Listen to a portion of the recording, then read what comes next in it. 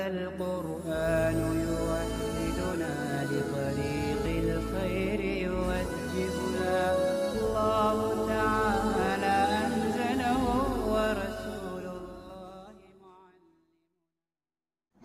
أعوذ بالله من الشيطان الرجيم. بسم الله الرحمن الرحيم.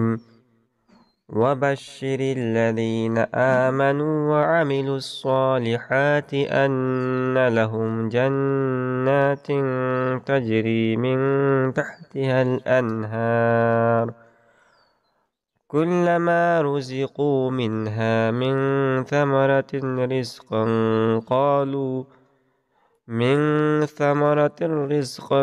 قالوا هذا الذي رزقنا من قبل وأتوا به متشابها ولهم فيها أزواج مطهرة وهم فيها خالدون. إن الله لا يستحيي أن يضرب مثلا ما بعوضة فما فوقها فأما الذين آمنوا فيعلمون أنه الحق من ربهم وأما الذين كفروا فيقولون ماذا أراد الله بهذا مثلا يضل به كثيرا ويهدي به كثيرا وما يضل به إلا الفاسقين الذين ينقضون عهد الله من بعد ميثاقه ويقطعون ما أمر الله به أن يوصل ويفسدون في الأرض أولئك هم الخاسرون. كيف تكفرون بالله وكنتم أمواتا فأحياكم ثم يميتكم ثم يحييكم ثم إليه ترجعون. هو الذي خلق لكم ما في الأرض جميعا ثم استوى إلى السماء فسواهن 7 سماوات وهو بكل شيء عليم. وبشر الذين آمنوا وعملوا الصالحات أن لهم جنات تجري من تحتها الأنهار. اور اے محمد صلی اللہ علیہ وسلم خوشخبری سنا دیجیے ان لوگوں کو جو ایمان لائے اور اچھے کام کیے کہ ان کے واسطے ایسے باغات ہیں جن کے نیچے نہریں جاری ہوں گی. كلما رزقوا منها من ثمرة رزقا قالوا هذا الذي رزقنا من قبل وأتوا به متشابها.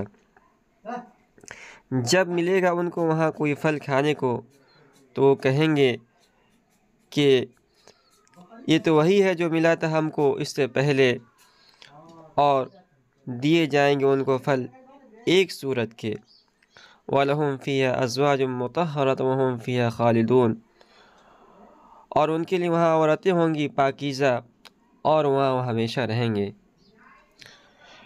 إِنَّ اللَّهَ لَا يَسْتَحِي أَن يَضْرِبَ مَثَلًا مَا بَعُوضَةً فَمَا فَوْقَهَا. بے شک اللہ تعالیٰ شرماتا نہیں اس بات سے کہ بیان کرے کوئی مثال مچھر کی یا اس چیز کی جو اس سے بڑھ کر ہو. فَأَمَّا الَّذِينَ آمَنُوا فَيَعْلَمُونَ أَنَّهُ الْحَقُّ مِنْ رَبِّهِمْ. سو جو لوگ مومن ہیں وہ یقیناً جانتے ہیں کہ یہ مثال ٹھیک ہے جو نازل ہوئی ان کے رب کی طرف سے. وَأَمَّا الَّذِينَ كَفَرُوا فَيَقُولُونَ مَاذَا أَرَادَ اللَّهُ بِهَذَا مَثَلًا. اور جو لوگ کافر ہیں سو کہتے ہیں کہ کیا مطلب تھا اللہ تعالیٰ کا اس مثال کو بیان کرنے سے. وَضِلُّ بِهِ كَثِيرًا وَيَهْدِي بِهِ كَثِيرًا. خدا تعالیٰ اس مثال سے بہتروں کو گمراہ کرتا ہے اور ہدایت دیتا ہے بہتروں کو. وَمَا يُضِلُّ بِهِ إِلَّا الْفَاسِقِينَ. اور گمراہ نہیں کرتا اس مثال سے مگر بدکاروں کو. الذین ينقضون عہد اللہ من بعد میثاقہ۔ گمراہ لوگ کون ہیں؟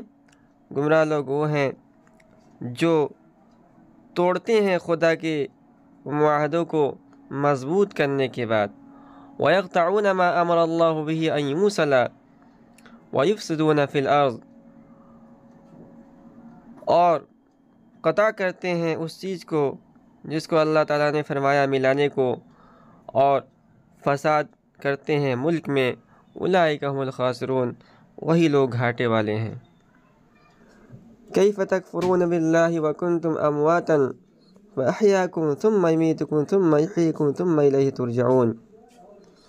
کس طرح کافر ہوتے ہو خدا تعالیٰ سے حالانکہ تم بے جان تھے، فاحیاکم تو اللہ رب العزت نے تم کو زندہ کیا، ثم یمیتکم ثم یحییکم ثم الیہ ترجعون، پھر مارے گا تم کو، پھر جلائے گا تم کو، پھر اسی کی طرف لوٹائے جاؤ گے۔ هو الذی خلق لکم ما فی الارض جمیعا، وہی ذات ہے جس نے پیدا کیا تمہارے واسطے جو کچھ ہے زمین میں سب کچھ۔ ثم استوى الی السماء فسواہن سبع سماوات، پھر قصد کیا آسمان کی طرف سو ٹھیک کر دیا ان کو 7 آسمان۔ وهو بكل شيء علیم، اور خدا تعالیٰ ہر چیز سے خبردار ہے۔ وَبَشِّرِ الَّذِينَ آمَنُوا وَعَمِلُوا الصَّالِحَاتِ أَنَّ لَهُمْ جَنَّاتٍ تَجْرِي مِن تَحْتِهَا الْأَنْهَارُ الآیہ۔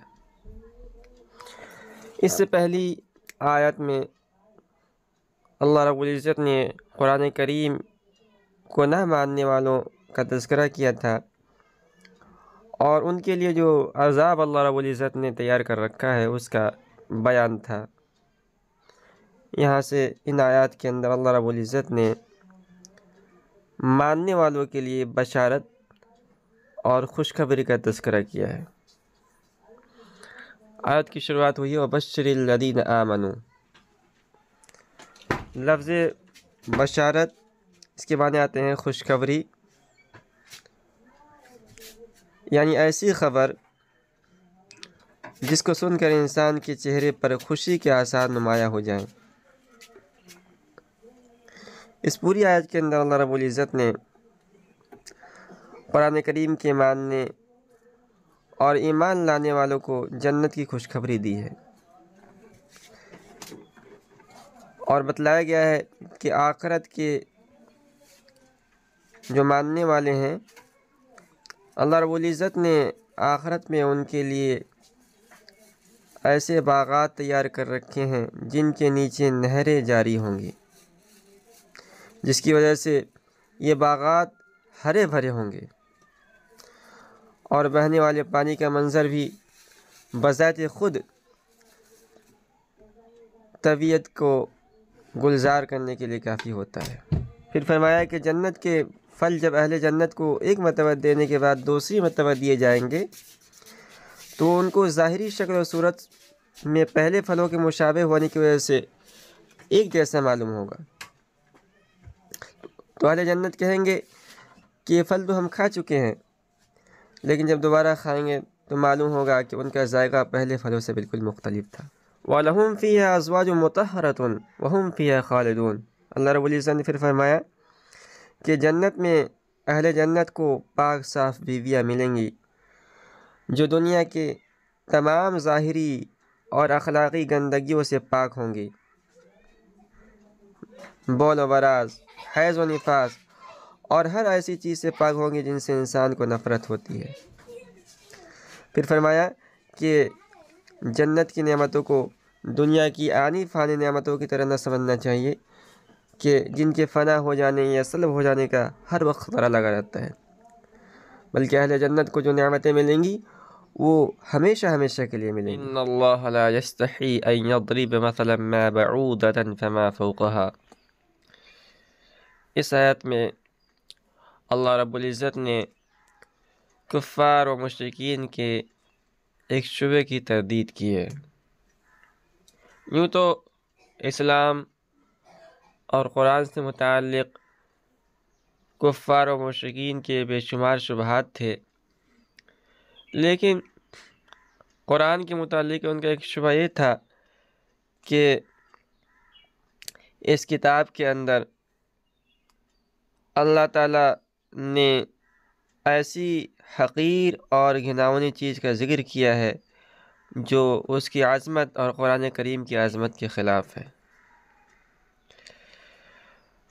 قرآن کریم میں مکھی اور مچھر جیسے حقیر جانوروں کا ذکر آیا ہے۔ اگر یہ اللہ تعالیٰ کا کلام ہوتا تو اس میں ایسی حقیر اور گھناؤنی چیزوں کا ذکر نہ آتا، کیونکہ بڑے لوگ ایسی چیزوں کے ذکر سے شرم و حیا محسوس کرتے ہیں۔ اللہ رب العزت نے اس کا جواب دیا کہ جب کسی حقیر اور ذلیل چیز کی مثال دینی ہو تو کسی ایسی حقیر اور ذلیل چیز سے مثال دینا یہ عقل کے بالکل موافق ہے، اور اس غرض کے لیے کسی حقیر اور گھناؤنی چیز خواہ مکھی یا مچھر کی شکل میں ہو ذکر کرنا شرم و حیا کے بالکل منافی نہیں۔ اس لیے اللہ رب العزت ایسی چیزوں کے ذکر سے شرم محسوس نہیں کرتا۔ پھر آگے اس آیت کے اندر بتلایا فَأَمَّا الَّذِينَ آمَنُوا فَيَعْلَمُونَ أَنَّهُ الْحَقُّ مِنْ رَبِّهِمْ وَأَمَّا الَّذِينَ كَفَرُوا فَيَقُولُونَ مَاذَا أَرَادَ اللَّهُ بِهَذَا مَثَلًا يُضِلُّ بِهِ كَثِيرًا وَيَهْدِي بِهِ كَثِيرًا وَمَا يُضِلُّ بِهِ إِلَّا الْفَاسِقِينَ۔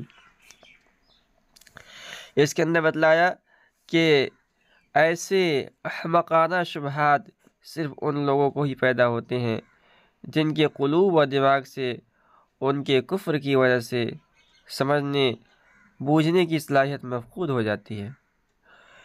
اہل ایمان کو کبھی بھی ایسے شبہات دامنگیر نہیں ہوتے ہیں۔ اس کے بعد اللہ رب العزت نے یہ بات بھی بتلائی ہے کہ ایسی مثالوں کو ذکر کرنے میں ایک حکمت ہے، اور حکمت یہ ہے کہ ایسی مثالوں سے لوگوں کا امتحان مقصود ہوتا ہے۔ جو لوگ اہل نظر ہیں، اہل ایمان ہیں، یہ مثالیں ان کے لیے ہدایت کا سامان پیدا کرتی ہیں، اور جو بے پرواہی برتنے والے ہیں ان کے لیے اس طرح کی مثالیں گمراہی کا سبب بنتی ہیں۔ کیف تکفرون باللہ وکنتم امواتا کے اندر اللہ رب العزت نے ساری کی ساری انسانیت کو خطاب کر کے یہ بتلایا ہے کہ جب میرے احسانات اور میرے انعامات تم پر اتنے زیادہ ہیں کہ ایک زمانہ تھا تم کچھ بھی نہ تھے، اللہ رب العزت نے تم کو اپنے فضل سے پیدا کیا، پھر تم کو موت دے گا، پھر تم کو زندہ کرے گا، پھر تم اللہ کی طرف لوٹائے جاؤ گے آخرت میں۔ جب اللہ رب العزت نے تم کو دونوں مرتبہ زندگی دی، اس کے باوجود بھی تم کیسے اللہ رب العزت کے ساتھ کفر کا معاملہ کرتے ہو؟ کیسے تم کافر ہو جاتے؟ وَالَّذِي خَلَقَ لَكُم مَّا فِي الْأَرْضِ جَمِيعًا ثُمَّ اسْتَوَىٰ إِلَى السَّمَاءِ فَسَوَّاهُنَّ سَبْعَ سَمَاوَاتٍ وَهُوَ بِكُلِّ شَيْءٍ عَلِيمٌ۔ اس آیت میں اللہ رب العزت نے مزید اپنی ایک نعمت کا تذکرہ کیا ہے۔ اللہ رب العزت نے سب کے لیے زمین کو پیدا کیا، اور زمین کی پیدائش کے بعد اللہ رب العزت نے آسمان کا قصد کیا۔ استوا کے لفظی معنی آتے ہیں سیدھا ہونے کے، اور آیت کا مطلب یہ ہے کہ زمین کی پیدائش کے بعد اللہ رب العزت نے آسمانوں کی تخلیق کا قصد فرمایا۔ اس میں کوئی بھی حائل اور مانع نہ ہو سکا، یہاں تک کہ اللہ رب العزت نے 7 آسمانوں کی تخلیق مکمل فرمائی، اور وہ ہر چیز کا جاننے والا ہے۔